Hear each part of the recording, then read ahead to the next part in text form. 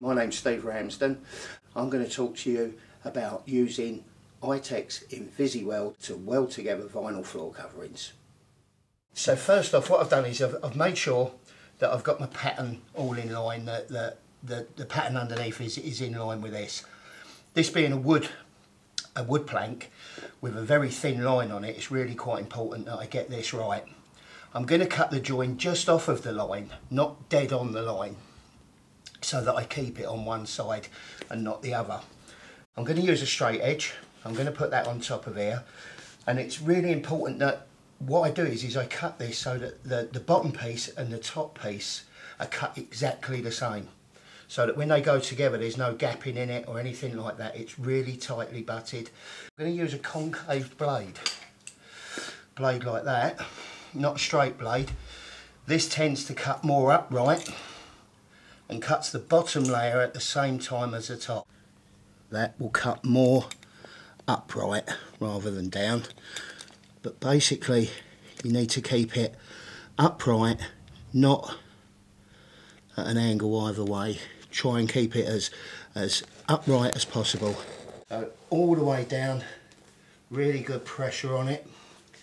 If you don't cut the bottom layer, you'll actually score it, so that can then just pull away afterwards. It doesn't really have to be cut all the way through to the in the subfloor, like that, and it's nice and tightly butted. No, if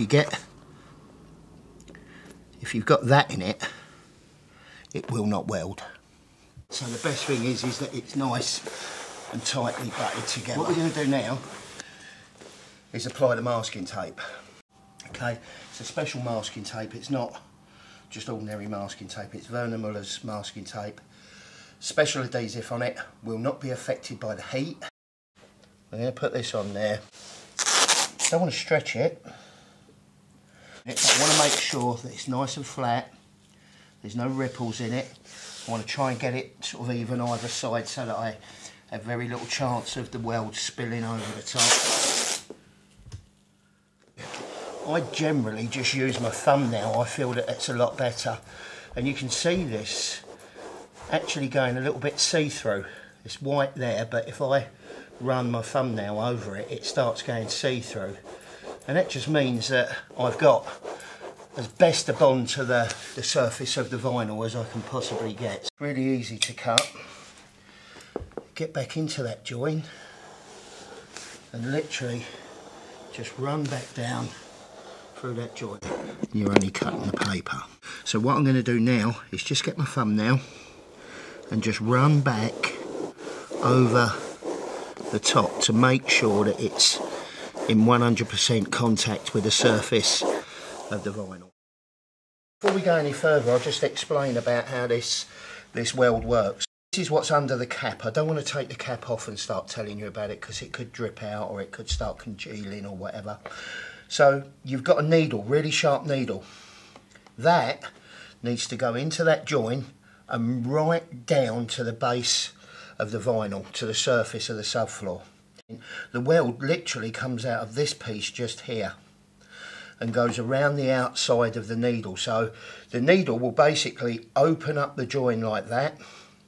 It allows for the weld, the solvent to dribble round the needle and down to the base of the vinyl.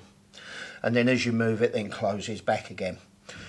It's quite critical, the speed that you're going at and the pressure that you're putting on it, so it doesn't just weld the surface, it goes right down to the base of the vinyl. So that's why I'm warming it up. So the more rigid the vinyl, the more you'd need to heat it.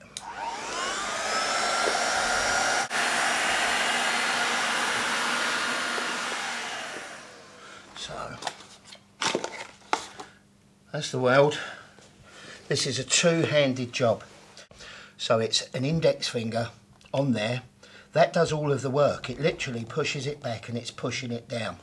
This hand is literally just there just to give it a little squeeze to make sure that you're getting a consistent amount of weld coming down through the joint.